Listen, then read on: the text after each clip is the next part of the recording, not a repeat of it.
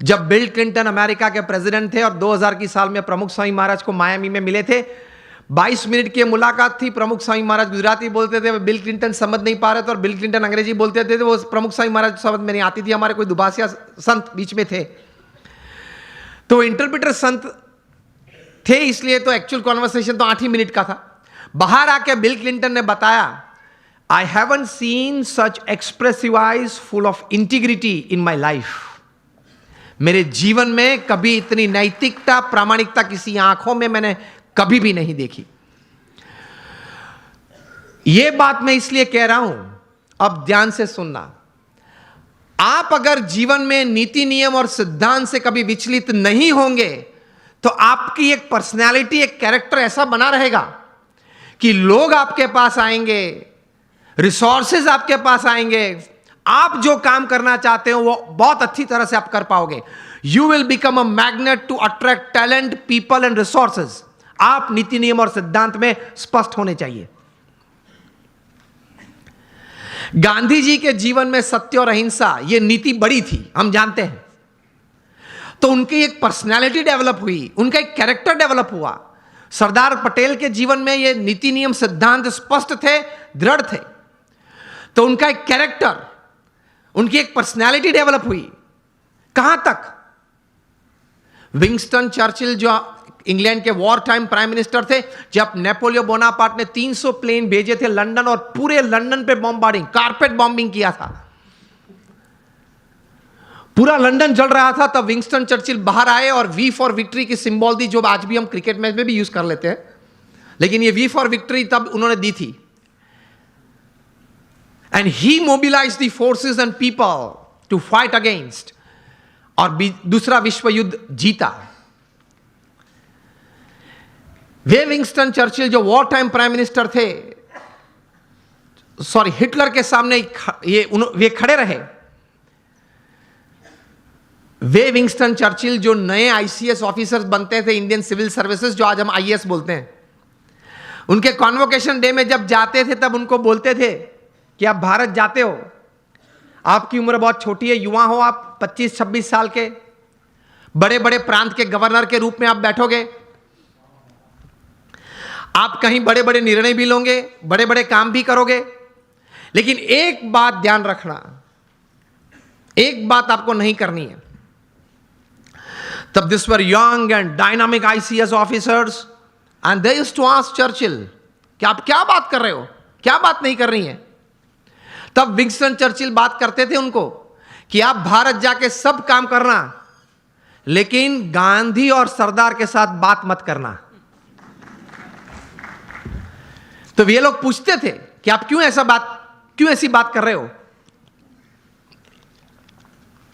तब वे कहते थे कि ये दो व्यक्ति हैं, उनके जीवन में नीति, नियम, सिद्धांत और सत्य इतना दृढ़ है, उसकी वजह से उनकी एक पर्सनालिटी है जो ओवर पावरिंग है।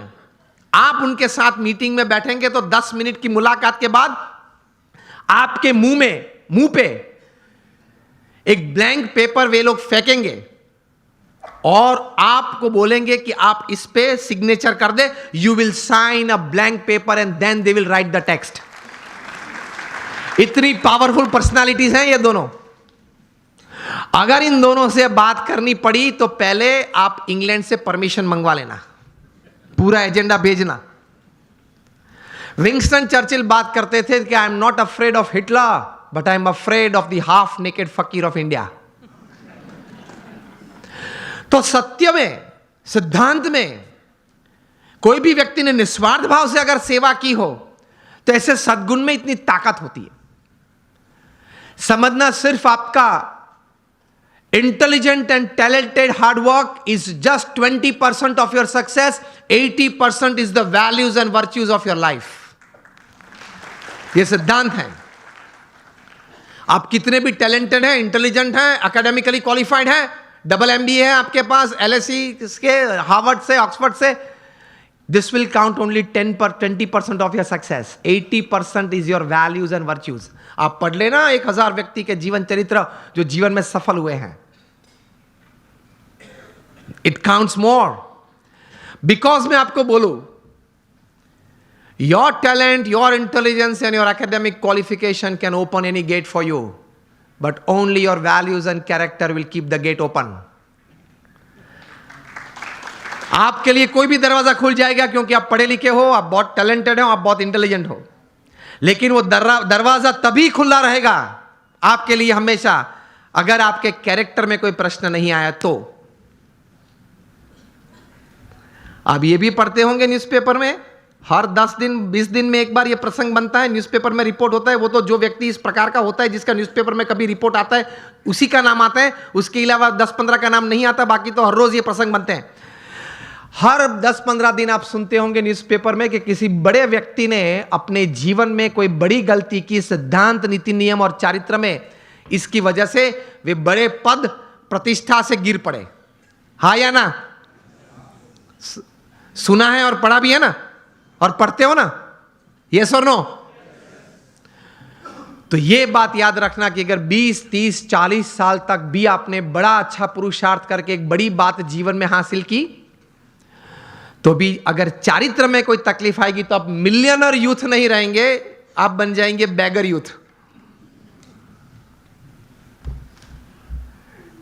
तो पुरुषार्थ के साथ ये सद्गुण थोड़े हैं, वो जीवन में रखना बहुत जरूरी है।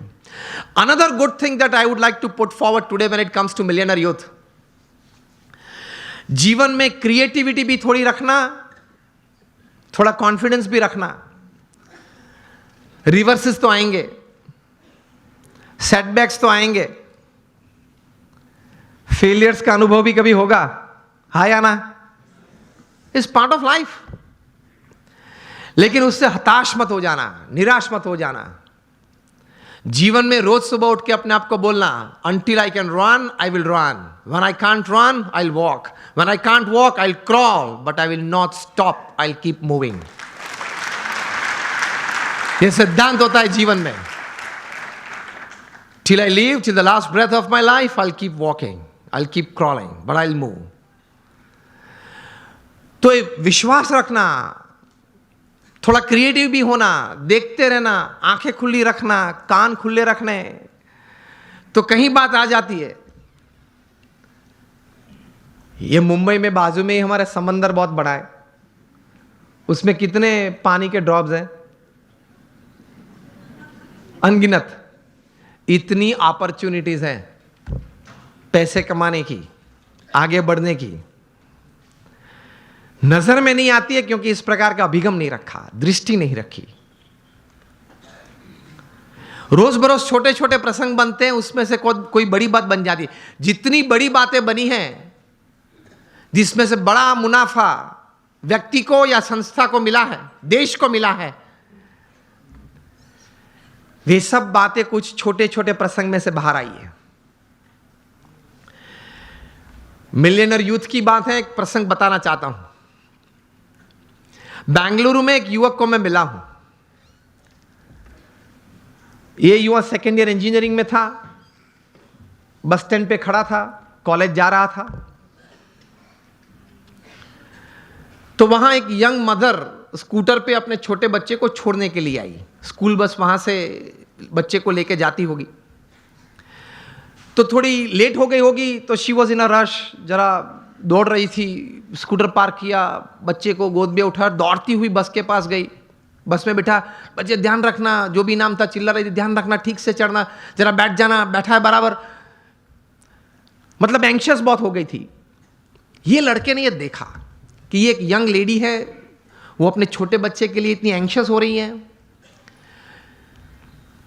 उसमें से ये एक विचार आया कि can I do something about this issue. कहीं ये यंग मदर्स को अपने छोटे छोटे बच्चे को स्कूल में बिठाने के लिए जब जाते हैं, स्कूल बस में जाते हैं, कभी लेट हो जाते हैं, तो ये एक मन में एक विचार, एक तनाव रहता है।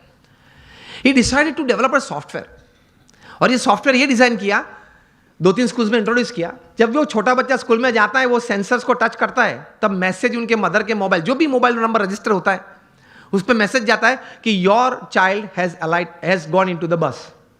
बस में वो पहुंच गया। जब अपनी सीट पे बैठना है, तब दूसरा मैसेज जाता है, सेंसर कट होता है, तब ही इज सीटेड, वो बैठा है। वो क्लास में अगर उसने हाथ ऊंचा किया तो उससे भी सेंसर कट होते हैं और मैसेज जाता है उसके मदर के मोबाइल पे कि आपके बच्चे ने कोई प्रश्न पूछा है टीचर ने स्कूल में, तो वो उसने हाथ ऊंचा किया है। तो इससे रिलीफ बहुत आ गई पेरेंट्स को, because they get messages every half an hour 1 hour कि चलो बच्चा ठीक है, बैठा है, पढ़ रहा है, खेलता है, ठीक है। ये थोड़ा प्रचलित हुआ और स्कूल्स ने ये अडॉप्ट किया, मेट्रोज में ये चल रहा है। एक बड़ी सॉफ्टवेयर कंपनी को पता चला कि ये सॉफ्टवेयर में पोटेंशियल बहुत है। ये लड़के के पास तो सिर्फ एक सॉफ्टवेयर था, कोई नेटवर्किंग सिस्टम मार्केटिंग तो था नहीं, वो पढ़ रहा था, कोई बड़ी कंपनी तो सेटअप नहीं थी। तो ये बड़ी कंपनी ने उसको ऑफर की and the final deal was at $65 million for this software. अभी वो कंप्यूटर इंजीनियर उसने पूरा किया। $65 million, मिलियनर यूथ बन गया ना विचार से। और उसकी जगह पे अगर हम होते तो देसी गुजरातीમાં વહેલું આવવું જોઈએ ને, આટલું મોડું કરાય જ નહીં, ઘરે એટલું તો શું કામ હશે, ટીવી જોવા બેસી રહ્યા હશે કે પછી આવી ઉતાવળ જ થાય ને।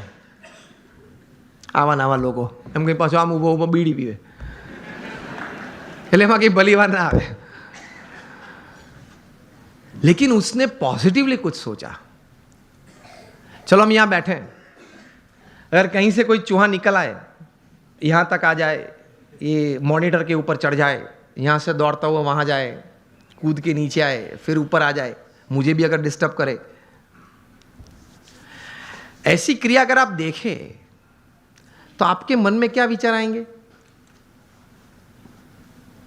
किसी के मन में अगर कोई विचार आते हो, उंगली ऊंची करें आप। ये अगर आप देखें ऐसा कुछ दृश्य तो मन में क्या विचार आएगा? विचार ही नहीं आएगा। कुछ तो विचार आने चाहिए ना। चूहे को बाहर फेंक दो और उंगली ऊंची करे, जिसको बोलना है उंगली ऊंची करे। Has you gentlemen? Sorry again. Oh, that doesn't come in by you can put the sensors, okay? विचार तो हमारे पास कहीं के पास होते होंगे, लेकिन उंगली ऊंची नहीं करे। चलो हाँ आप बताए। हाँ शू सफाई बरोबर नहीं मुकता है। We have all this kind of thoughts. Let me come to the topic. तो आपको कई प्रकार के विचार हम सबको आते हैं। ऐसा ही प्रसंग कहीं दशकों के पहले बना। अमेरिका में एक व्यक्ति बैठा था, वो क्रिएटिव डायरेक्टर के रूप में, क्रिएटिव आर्टिस्ट के रूप में अपने आप का परिचय दे रहा था, और लेकिन किसी ने उनके में क्रिएटिविटी देखी नहीं, और 2 साल में 7 जॉब्स में से वे रिजेक्ट हुए।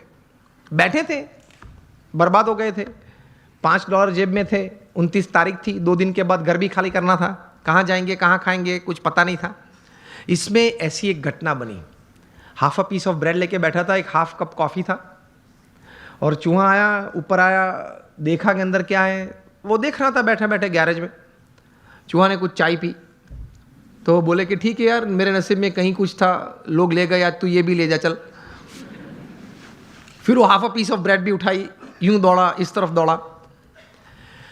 उसमें से एक विचार आया। ही थॉट कि चूहे की ये क्रिया, it entertained me. Can I show the same acts of this mouse to the children of the world, entertain them and make big money?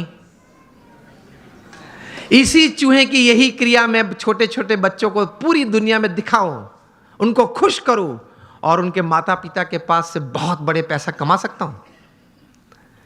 और इस विचार में से पैदा हुआ the most famous character of motion picture, Mickey mouse. अब सबके मन में मिकी माउस शब्द में वॉल्ट डिज्नी भी आ गया। पहले मैंने पूछा तब क्यों नहीं आया?